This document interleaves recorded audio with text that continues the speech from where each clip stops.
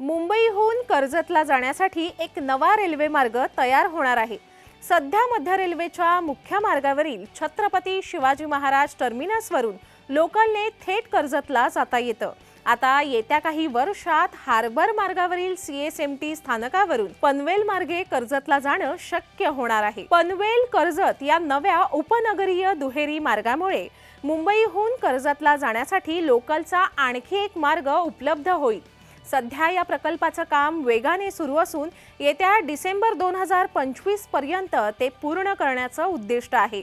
सध्या हार्बर मार्गावरून CSMT ते पनवेल या लोकल प्रवासासाठी साधारणपणे 1 तास 20 मिनिटांचा कालावधी लागतो। तर पनवेल कर्जत रेल्वे मार्ग सुरू झाल्यास हार्बर मार्गावरून CSMT पनवेल कर्जत या लोकल प्रवासासाठी साधारणपणे 2 तास 20 मिनिटे कालावधी लागेल।